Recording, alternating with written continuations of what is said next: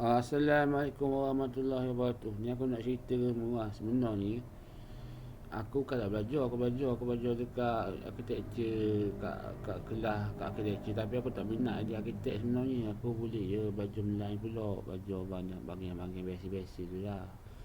Bahagian-bahagian yang dok berat lah dia kata.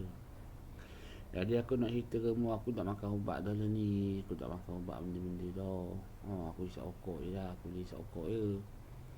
Jadi aku duduk, aku nak tidur, aku cerita lah kamu. Yang aku cerita aku ada duduk kat sini lah, kat Terengganu lah. Aku duduk kat Terengganu tu, aku tak kenal orang lah, aku lupa dah tak kenal siapa-siapa lah kat Terengganu ni. Ada pun aku duduk dengan adik-adik aku je lah, aku dah ingat tu.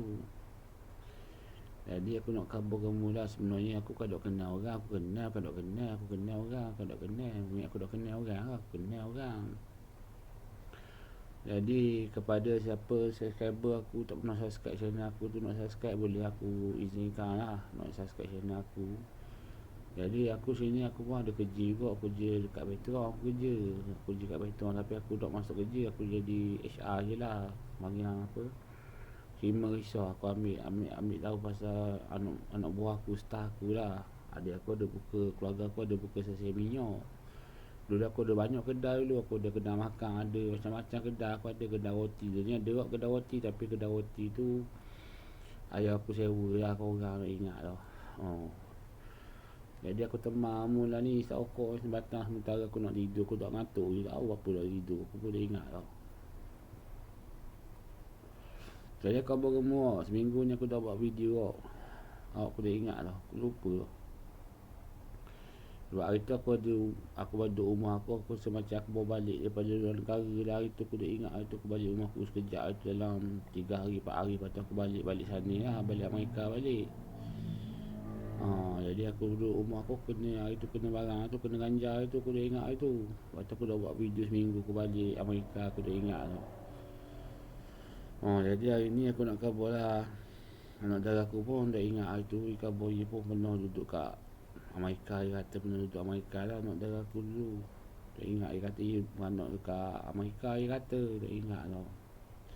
Jadi bukan aku cakap mengapu ke, bukan. Aku ada penyakit kau, aku ada penyakit skizofrenia tu lah. Tapi kalau kata aku cakap mengarut tak tahu, sebab aku belajar, memang aku belajar lah. Aku belajar architecture, tapi aku tak minat ajar arkitek lah.